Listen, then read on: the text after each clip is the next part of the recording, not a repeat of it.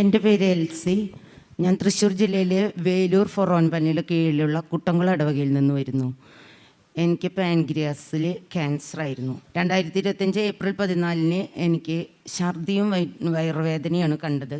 അങ്ങനെ അമല മെഡിക്കൽ കോളേജിൽ ഞാൻ 6 ദിവസം ICUയിൽ അഡ്മിറ്റായിരുന്നു. അവിടുന്ന് ഡിസ്ചാർജ് വാങ്ങി എടപ്പള്ളി അമൃത ഹോസ്പിറ്റലിലേക്ക് എന്നെ മാറ്റി. അവിടെ ICUയിൽ ബെഡ് ബുക്ക് ചെയ്തിട്ടാണ് ഇന്നിവിടെ ഡോക്ടറോടും നഴ്സുമാരോടും കൂടി ആംബുലൻസിൽ കൊണ്ടുപോയി. അവിടെ ചെന്ന് എനിക്ക് MRI സ്കാൻ, എൻഡോസ്കോപ്പി എന്നിവ ചെയ്ത് നോക്കിയപ്പോൾ അതിൽ നിന്നെടുത്ത് ബയോപ്സിക്ക് അയച്ചിട്ടുണ്ടായിരുന്നു. അപ്പോൾ പാൻക്രിയാസിൽ ക്യാൻസറാണ്, ട്യൂമറായിരുന്നു. അതിൽ അയച്ചപ്പോൾ ക്യാൻസറാണെന്ന് റിസൾട്ട് വന്നു. പക്ഷേ എനിക്ക് സർജറി ചെയ്യാൻ പറ്റാത്തൊരവസ്ഥയായിരുന്നു. എൻ്റെ പാൻക്രിയാസ് വെള്ളം കെട്ടി നിന്ന് ബൾജായിട്ട് നിൽക്കുകയായിരുന്നു. അങ്ങനെ ഏപ്രിൽ 30 എൻ്റെ വാരിയല് തുളച്ച്, CT സ്കാൻ മെഷീനിലുള്ളിലിട്ട് വാരിയല് തുളച്ച് ഡ്രെയിനേജ് ട്യൂബ് ബാഗ്, യൂറിൻ്റെ ബാഗ് പോലെ പിറകിലേക്ക് ഇട്ടിറക്കായിരുന്നു. അതിൽ 85-90 ml വെള്ളം വന്നുകൊണ്ടിരുന്നു. അങ്ങനെ മെയ് ലാസ്റ്റായപ്പോൾ ഡോക്ടർ തീരുമാനിച്ചു നമുക്ക് എന്തായാലും സർജറി ചെയ്യാം. അങ്ങനെ ജൂൺ 7 സർജറി ഫിക്സ് ചെയ്തു. അപ്പോൾ എനിക്കൊരാഗ്രഹം, വീട്ടിലേക്ക് പോകേണ്ട ഗസ്റ്റ് ഹൗസിൽ നിന്നാൽ മതി എന്ന് പറഞ്ഞു. അപ്പോൾ ഞാൻ ഡോക്ടറോട് പറഞ്ഞു, ഡോക്ടറെ ഞാൻ നടന്നിട്ടാണോ വീട്ടിലേക്ക് ഇനി എത്തുക, അതാ പെട്ടിയിലാണോ എത്തുമെന്ന് എനിക്കൊരു ഉറപ്പില്ല. എനിക്കത് കാരണം 2 ദിവസം നിർബന്ധമായിട്ട് എൻ്റെ വീട്ടിൽ പോയി നിൽക്കണം എന്ന് പറഞ്ഞു. അപ്പോൾ ഡോക്ടർ ഓക്കെ പറഞ്ഞു. ഞാൻ അങ്ങനെ പോന്നു. ജൂൺ ആദ്യ വാരം ഞാൻ അഡ്മിറ്റായി. ജൂൺ 7 സർജറി കഴിഞ്ഞു. കഴിഞ്ഞ വർഷം സംഭവം പറയുന്നത് 2025. അങ്ങനെ അതിലത്തെ ബയോപ്സിക്ക് അയച്ച റിസൾട്ട് ക്യാൻസറാന്ന് വന്നു. അങ്ങനെ സർജറിയൊക്കെ കഴിഞ്ഞു. ജൂലൈ ലാസ്റ്റ് വീക്ക് തൊട്ടിട്ട് എനിക്ക് കീമോ തുടങ്ങി. 6 കീമോ എന്നാണ് ആദ്യം പറഞ്ഞിട്ടുണ്ടായിരുന്നത്. അതിൽ ഫസ്റ്റ് കീമോ തുടങ്ങിയപ്പോൾ തന്നെ 7 പ്രാവശ്യം ക്യാൻ ഇടേണ്ടി വന്നു. ഓരോ പ്രാവശ്യം കുത്തുക, വെയിൻ കമ്പി പോലെ ആവുക, ഐസ് ബാഗ് വയ്ക്കുക, അങ്ങനെ നടന്നുകൊണ്ടിരുന്നു. അവസാനം ഞാൻ ചോദിച്ചു, വേദന നിന്നും മടുത്തപ്പോൾ ഞാൻ ഡോക്ടറോട് ചോദിച്ചു ഇതിന് വേറൊരു സൊല്യൂഷൻ ഉണ്ടോയെന്ന് വെച്ചപ്പോൾ പറഞ്ഞു പിക്ക് ലൈൻ ഇടണം എന്ന് പറഞ്ഞു.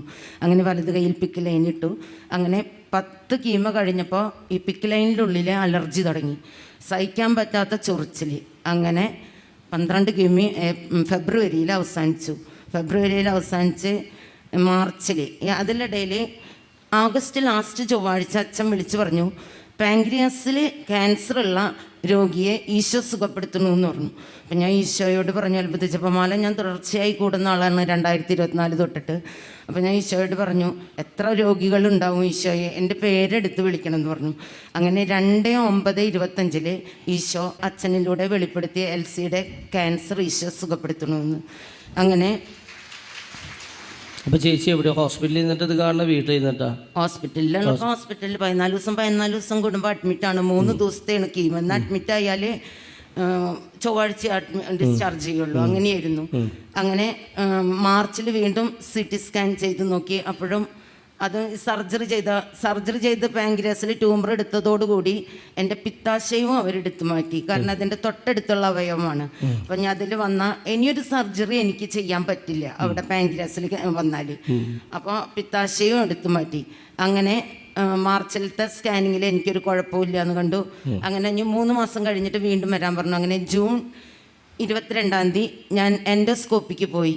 എൻഡോസ്കോപ്പി കഴിഞ്ഞപ്പോഴും അതിലൊരു കുഴപ്പവുമില്ല എന്ന് പറഞ്ഞു. ജൂൺ 23 ചൊവ്വാഴ്ച അത്ഭുത ജപമാലയിൽ അച്ഛൻ വീണ്ടും വിളിച്ചു പറഞ്ഞു എൽസിയുടെ ക്യാൻസർ ഈശോ പൂർണ്ണമായും സുഖപ്പെടുത്തുന്നു. പരിശോധിച്ചിട്ട് എന്നിട്ട് അവർ പറഞ്ഞേ, ഈ പരിശോധന കഴിഞ്ഞപ്പോ എന്താ അവര് പറഞ്ഞേ? ഒരു പ്രശ്നമില്ല, ഒരു കുഴപ്പമില്ല എന്ന് പറഞ്ഞു. കരങ്ങളടിച്ച് നന്ദി പറഞ്ഞേ. കണ്ടോ, വലിയൊരു സൗഖ്യം കിട്ടിയിരിക്കുന്നു കേട്ടോ.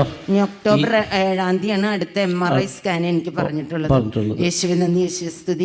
കൂടി നന്ദി പറയാ കേട്ടോ.